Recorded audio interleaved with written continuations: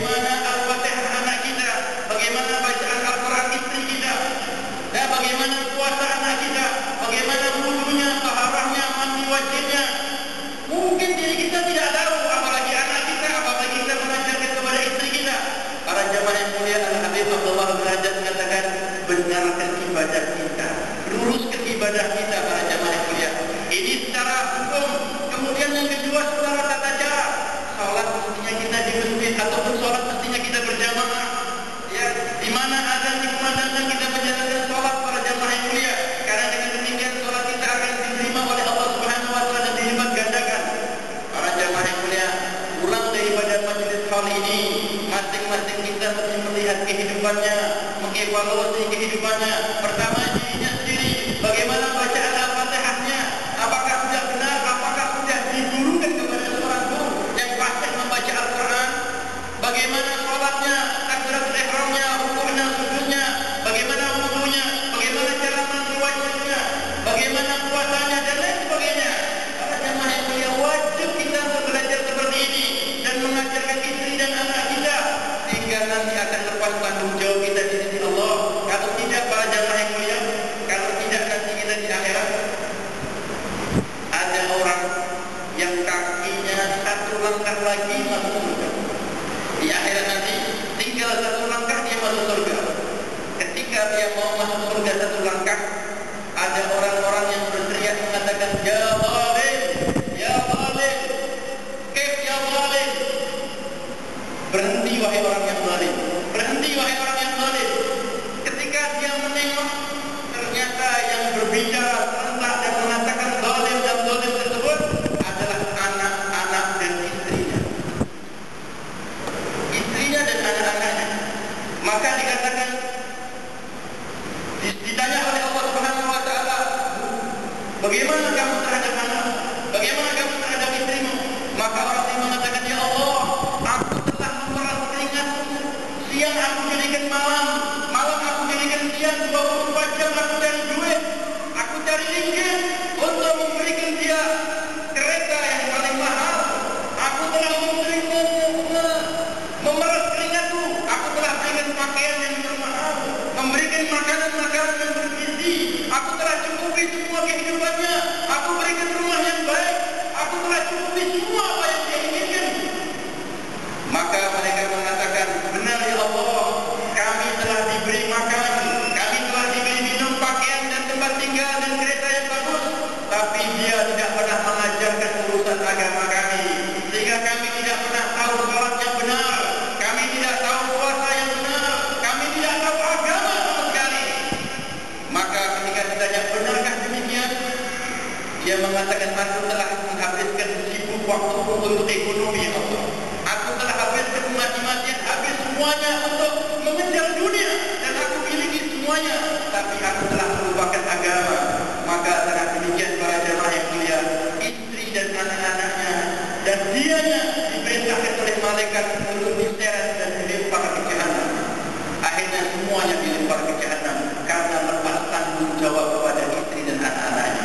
Para jamaah yang mulia, luruskan agama kita, luruskan daripada ibadah kita dengan cara kita belajar, menghadiri majelis-majelis taklim yang seperti ini, menghadiri kepada para kiai-kiai, para ustaz untuk mempelajari daripada agama, supaya kita benar dalam ibadah dan mengikuti ibadah dengan cara yang telah diajarkan oleh Nabi Sallallahu Alaihi Wasallam.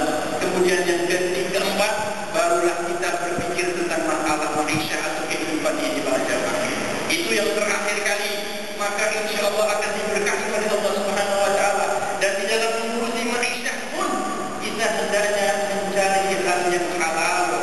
Jangan sampai mengejar yang banyak tapi tanpa memperhatikan yang halal. Bahwa talabul halal fariidatun ala kulli muslim. Mencari halal, artinya kehidupan yang halal itu, para jemaah, rezeki yang halal itu merupakan yang wajib, hal yang wajib bagi setiap orang Islam. Maka hendaknya mencari yang halal. Jangan sampai kita mengejar banyak tapi tidak mengetahui yang halal. Berdaganglah dengan dagang yang halal. Kita masuk ke kantor atau jabatan kita dengan cara yang halal. Kita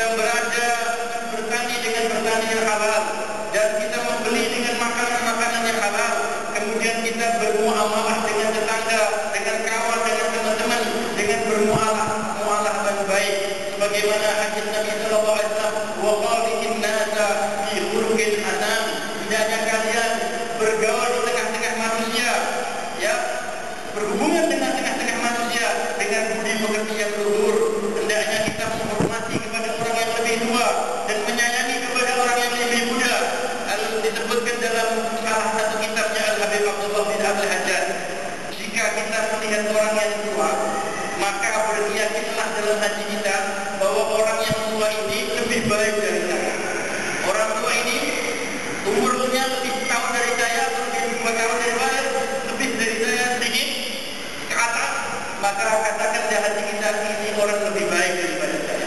Kenapa? Karena dia lebih tua dari saya, berarti ibadahnya lebih banyak dari saya. Apabila kita melihat anak yang muda, orang yang di bawah kita, maka berkeyakinlah dalam hati kita bahwa anak muda itu lebih baik daripada kita. Ada anak di bawah kita, setahun di bawah kita, setahun di bawah kita, berkeyakinlah ini anak muda lebih baik daripada saya. Berkeyakinan bagaimana? Karena anak muda ini, karena lebih muda dari saya, maka dosanya lebih sedikit dari saya. Dia dosanya lebih sedikit dari saya, maka dia lebih bagus daripada saya. Maka kita punya dua mata ini para jemaah.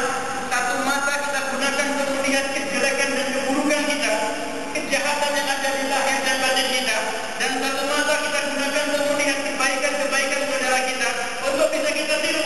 Kita punya tetangga yang di sebelah kanan, kita lihat, Masya Allah, tetangga saya ini birrul walidain. Kalau saya kurang dari baik dengan ibu dan bapak saya, maka kita ikuti birrul walidain. Tetangga saya yang di depan ini, Masya Allah, dia orang yang rajin di masjid, maka kita ikuti. Yang di kiri saya ini, Masya Allah, dia adalah orang yang suka khidmat kepada fakir miskin. Yang di belakang saya, semua orang yang kita lihat adalah kebaikannya, maka kita akan bisa menirunya. Dan kejahatan kejelekan yang ada dalam diri kita tiap hari akan semakin sedikit, dan akhirnya insya Allah habis, kita mati dengan keadaan husnul khatimah. Jangan sampai sebaliknya, mata kita justru selalu melihat kejelekan orang lain, sedang ya kita selalu melihat kebaikan diri kita sendiri. Ya, ketahuilah, jika kita melihat kejelekan orang lain, justru kita berarti lebih jelek daripada orang lain. Karena kita bisa melihat kejelekan orang tersebut, berarti kita ada dalam diri kita.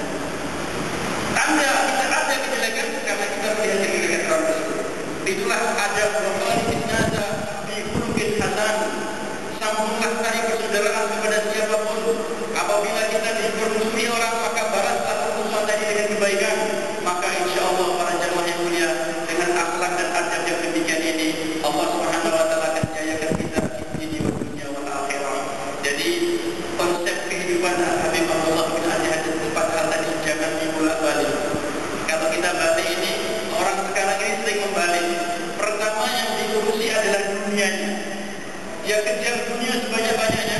Kalau dunianya sudah banyak, bagus, baru dia berpikir sholatnya atau ibadahnya. Orangnya setelah dia punya uang banyak, baru dia berpikir mau ke masjid, mau ke zakat, mau ke haji, dan lain sebagainya. Setelah itu, Allah nanti dia akan bisa menaikkan tingkat yang ketiga, mengenai urusan hatinya, urusan jiwanya.